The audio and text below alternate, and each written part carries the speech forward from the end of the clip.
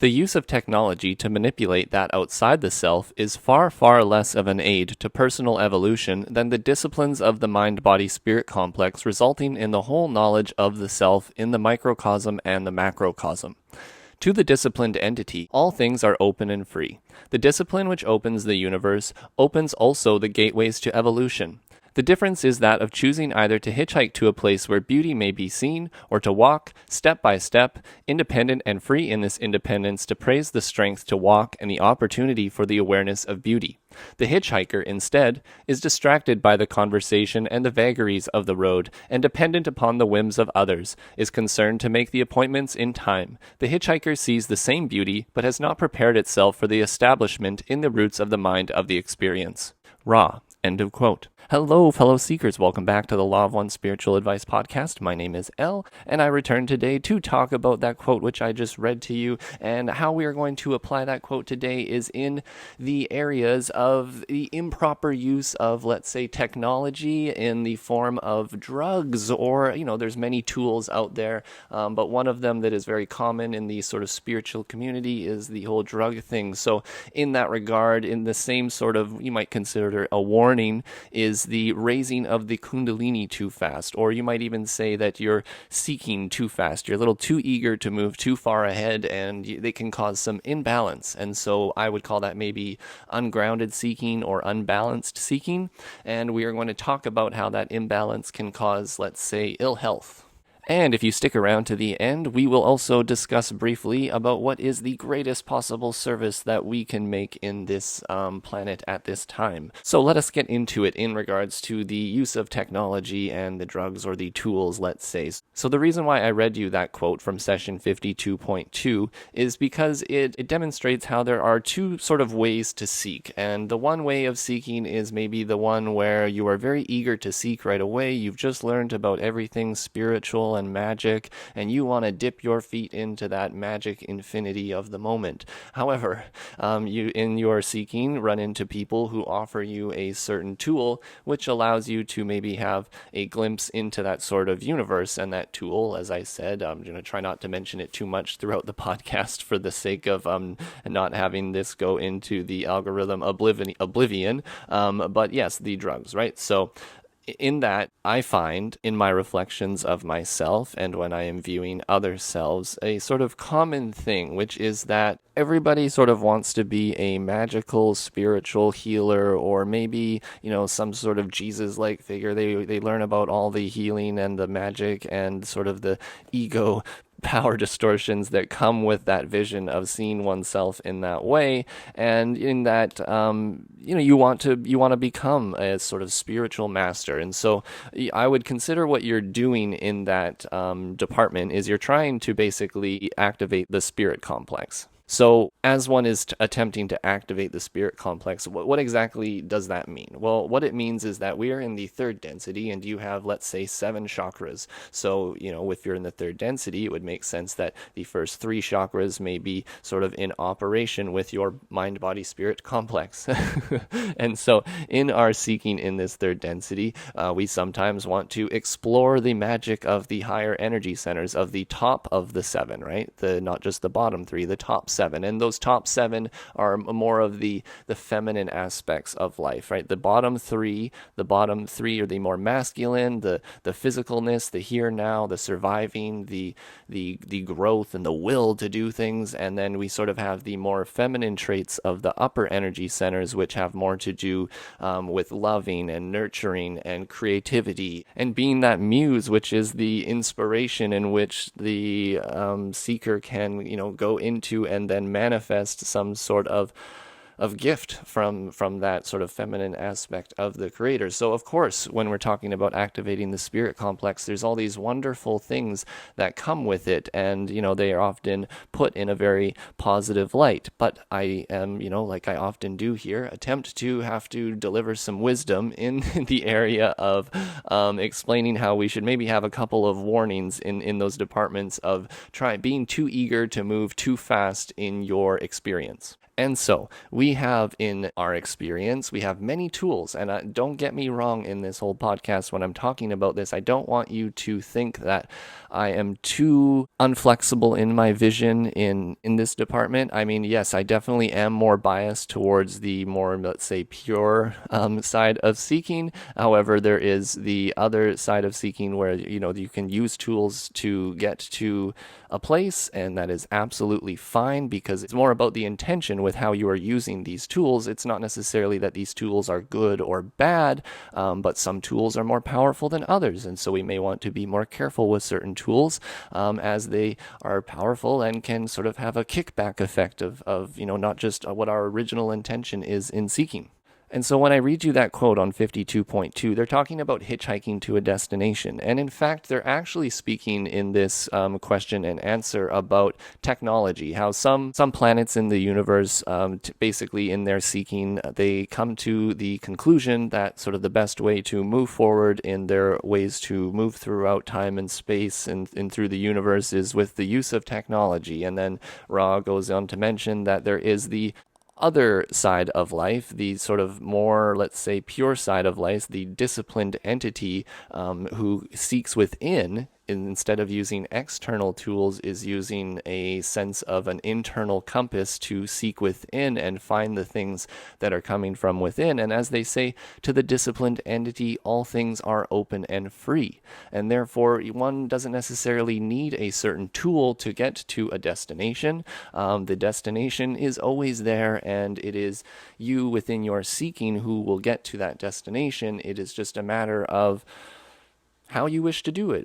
How do you wish to use your free will? Do you want to do the quick hitchhike way? Do you want to hitchhike and get to the spirit complex of activating that portion of yourself?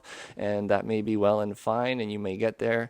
But you could also get there a little too early ahead of time, and you might be confused as to why you're at the destination when you haven't fully gone through some of the previous portions of the path. Whereas if you are aware that all answers are going to be coming from an internal place within you, then it doesn't really matter what tools are used even. It's more just that you're aware within your experience as you are looking and seeking each day that you are open to that possibility manifesting in the moment, in here and now, and it doesn't have to be brought on by some kind of drug experience, right? Like it's like you could have magic in an everyday moment. You don't need to go to a party to be able to experience, some sort of beautiful connection to life and to feel that rising, let's say, of the Kundalini to a place. Because when that Kundalini rises, they have actually warned here in the material elsewhere that it can, as you seek a little too eagerly to move too fast, too forward, too fast, you may get a hole in the aura. And the way that I like to explain this to my fellow seekers and friends is like you are a instrument, right? Let's say that you're an electronic instrument, like you're a guitar. And so you need to have certain amount of power flowing through you in order to play the guitar, and you are plugged into that power, into the power of the wall, and that is wonderful and good, okay? And then you go to another country, and they have a different sort of power system, right? You go from North America to Europe or whatever, they have a different plug-in. And let's just pretend that you could plug it into the same plug-in if the holes actually fit, right? Except now you have way too much amperage or voltage or whatever it is coming through that into the instrument. And what can happen at that point? Sure, the instrument may still work, possibly, yes. However, what is a second possibility? The instrument may get burnt out. It may have too much energy and have nowhere to flow, nowhere to be integrated, nowhere to work into the being, right? I'm speaking obviously metaphorically here, nowhere to essentially to go. And therefore, what does it do? It gets stuck in one place. It causes a hole, like sort of a burn even, right? And in what they talk about in the material is some drugs, such as that one that starts with the L and ends with the D. That one, specifically because a lot of people tend to use that in terms of spiritual seeking. And not just that, you've heard of the other ones where people go to South America and do the plants and they mix them together and they do the ayahuasca thing type thing. So there is all of those types of tools, and that may be good and well, but what may happen sometimes is that the experience that they are seeking is brought upon with too much power, and that power can overwhelm their system, and instead of basically serving them, can maybe even be a misstep, can be a sort of roadblock in their path, and create sort of issues for the future where that have to be mended and healed. And so there is a common thing. And so this is what I was mentioning at the beginning, where I don't want to hate too much, but it does seem to be a common thing where a beginning seeker, thinks that the way to get to be spiritual and to be enlightened and to be super spiritual is to, go to Peru and do a bunch of ayahuasca and become enlightened and, puke in the jungle and then come back and tell all your friends about how enlightened you are and how you've finally seen the truth and nobody else can. Because, not saying, like, once again, that there's anything wrong in that and that some people can do that and they can integrate the experience just wonderfully. However, other people kind of do that and they come back more distorted than before. In fact, they may be even more confused. And so this is my warning, is that you don't need to necessarily go anywhere. You don't necessarily need any kind of tool or anything like that. All you need is the will of your seeking pointed in a certain direction, and as you seek to find, you shall find, because that is the nature of our universe. As the will is pointed in a direction, things will come to you based upon what you seek. And so, my friend, what do you seek? Where is your focus? What do you desire? But I'm going to give you the portion of that quote where they talk about the hole in the aura. In 6.1, Ra mentions, the healing ability, like all other what this instrument would call paranormal abilities, is affected by the opening of a pathway or shuttle into intelligent infinity. There are many upon your plane who have a random hole or gateway in their spirit energy field, sometimes created by the ingestion of chemicals such as what this instrument would call LSD, who are able randomly and without control to tap into energy sources. They may or may not be entities who wish to serve. The purpose of carefully and consciously opening this channel is to serve in a more dependable way, in a more commonplace or usual way as seen by the distortion complex of the healer. To others, there may appear to be miracles. To the one who has carefully opened the door to intelligent infinity, this is ordinary, this is commonplace, this is as it should be. The life experience becomes somewhat transformed, and the great work goes on. End of quote. So you can see here what they talk about, how there is the ingestion of certain chemicals. They can cause a gateway or a hole, and basically be able to tap into an energy source which you may say is a bit too strong, and therefore that can manifest itself later in the person's life in a number of ways, but mostly it manifests in the area of being ungrounded, in that there is maybe now more balance going on in the upper chakras instead of being grounded in the lower chakras. Because remember, even as wonderful and lovely as the upper spiritual chakras are, you don't want to get lost in the ethers, right? We don't want to get lost. We don't want to lose you in space. You are a tree. You need to be grounded. You need to not be a floating tree. You are a tree which is grounded in this third density experience. And so it's important that we work with the energy as it flows through us, which is from the bottom moving up. So we move through the red, orange, yellow, green, blue, indigo chakra.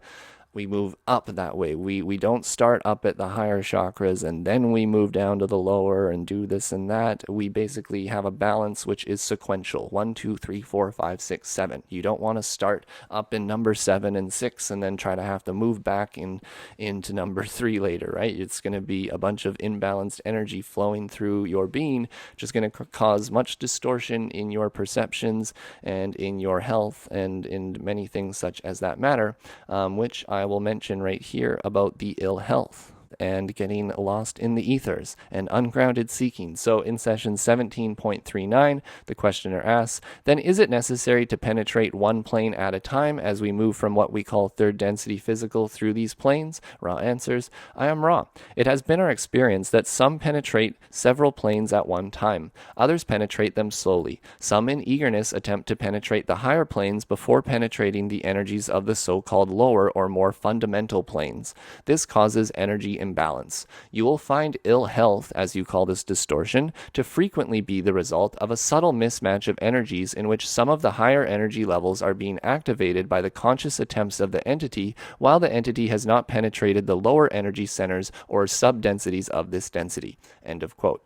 Once again, just a warning that as you seek to do spiritual things, I suppose it may just be even more important that as you seek spiritual things in terms of serving others and pointing your intention that way, that you still are keeping yourself grounded in this experience. And what would I translate that to myself as is generally just taking care of myself. I have to then take care of my survival. I have to make sure I'm going to my job. I need to make sure that I'm eating healthy. I need to make sure that I'm drinking water. I need to make sure that I'm being positive about loving myself and accepting myself for who I am. I need to then work with the group energies of the yellow chakra and work on my relationships and make sure that I'm doing things that are of a communal effort, things that give me purpose in that manner. And that's sort of the bottom three chakras is mostly just this chores. I like to call them the chores of life. And so it's tempting to get lost in the ethers, as I say. So just basically don't forget your chores. As this other guy I like to listen to says,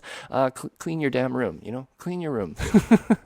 Before you go and try to fix the universe and the entire world, you may want to start in your own room, in your head, my friend. And just to add on to that last one, in session 49.5, they talk about here the raising of the Kundalini, which is basically what I'm stating, the raising of the energy through the energy centers, without understanding the metaphysical implications, is to invite great imbalance, which we are trying to avoid. So they state in 49.5, as an entity grows more polarized, so in other words, in their service to either self or other selves, continuing on, as an entity grows more polarized, this locus will move upwards.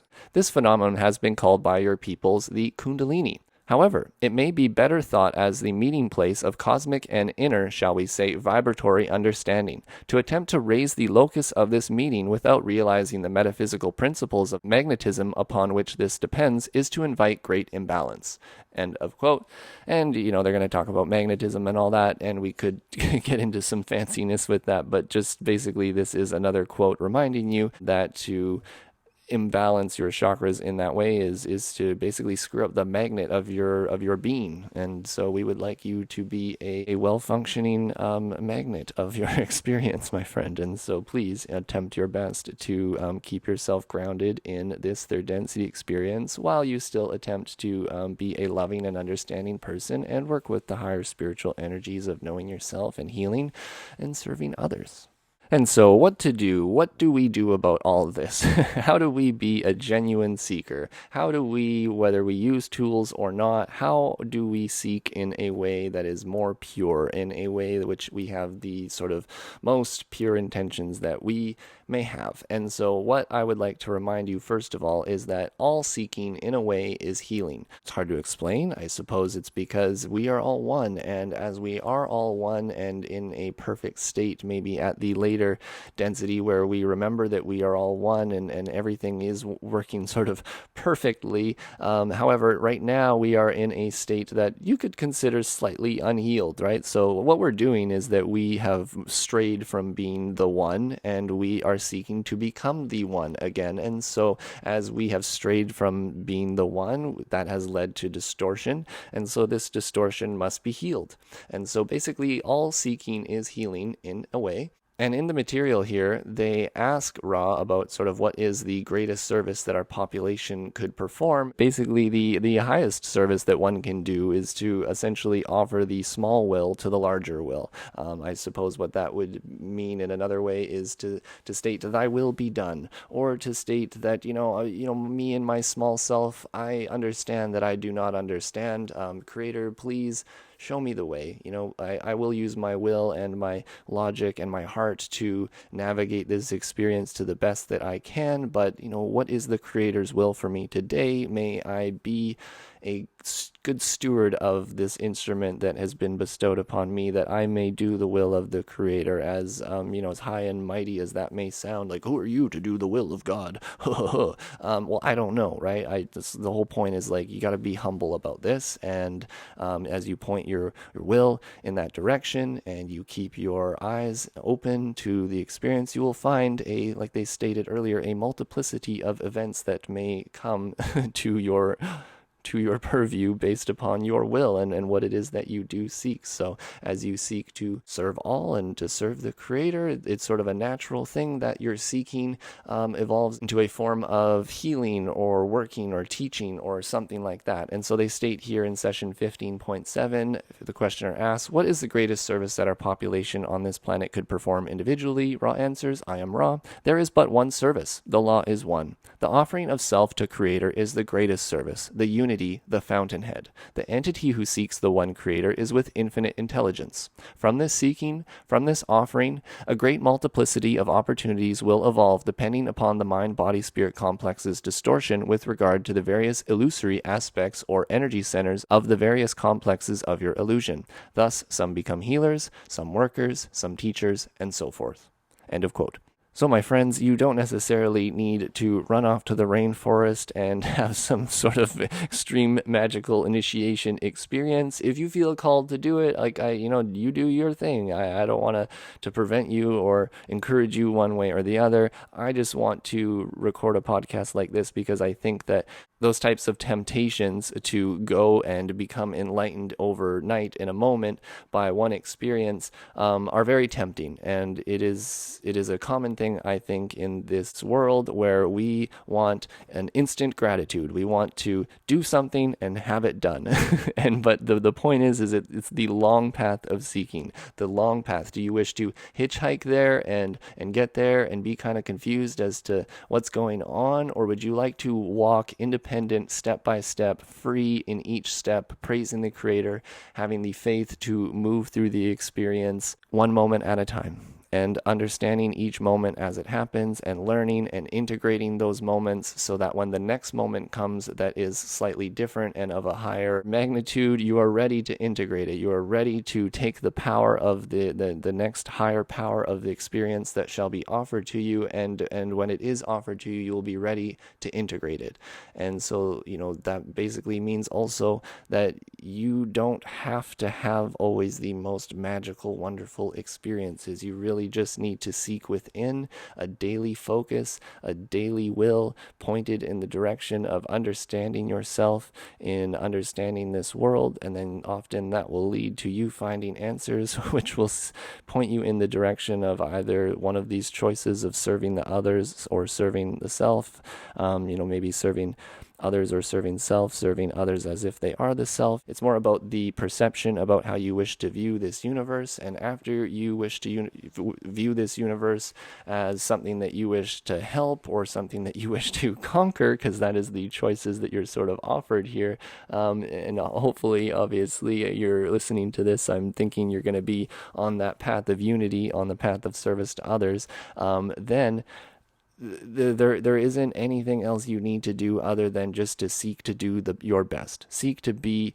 the best version of yourself that you can be. Elsewhere in the material, I'm not going to look it up right now, but they state that the best thing that you can do is to be yourself. And so you have to ask yourself, who am I? What is it, the small gifts and things that I have to offer this universe and this experience, and what are they? And it doesn't mean that you always have to be some kind of fancy teacher or healer or anything. You honestly just have to seek humbly and purely within yourself, and it doesn't have to have a fancy manifestation. In fact, a lot of what they call wanders here from the higher densities, they may come here with gifts, but often they just come here to add their vibration to the planetary vibration. It's basically just you being you and not being in a complete state of confusion and fear and attempting your best to be in a state of love. You just doing that is a massive service to this planet, in that thoughts are things, and metaphysics and physics, and you are here being a wonderful metaphysical instrument that the creator may play as the flow runs through you. And so may you be a good instrument, and may you be a healthy instrument. And so make sure that all your chords are in tune, and make sure that your intentions are pointed in the direction of service to others.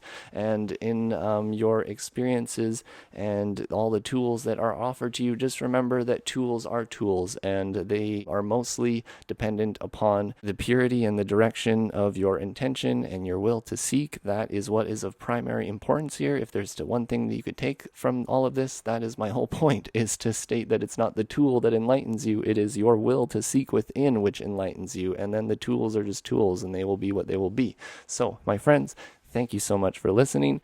If you appreciated the podcast, please make sure to give it a like. That's how I know that, you kind of appreciate some of the work that I put into these thoughts and things. And you'd subscribe to the channel if you'd like to hear more of this in the future. And if you find value in what I do, I attempt to give this freely as I attempt to serve others. And so I don't want to put it behind any kind of paywall or anything like that. And therefore, if you find value in what I do, I rely on others' selves to reciprocate freely. So if you would like to freely give to me, I would very much appreciate it. It serves me greatly, and that gives me the time and the resources to do this on a weekly basis, and to pay for all the podcast hosting and website hosting and all that fun stuff that comes with the attempting to share spiritual information. I'm human and must be grounded as well in my seeking. So you can help me in that, and getting all this information out to others by joining the Patreon at theoneinfinitecreator.com. You can scroll down to the support section. You can also shoot me a one-time PayPal there. I just consider it a tip, just throw something in the tip jar. Anyways, it is all very appreciated. I love you guys. Thank you so much for listening, and I hope you have a wonderful rest of the week. Take care.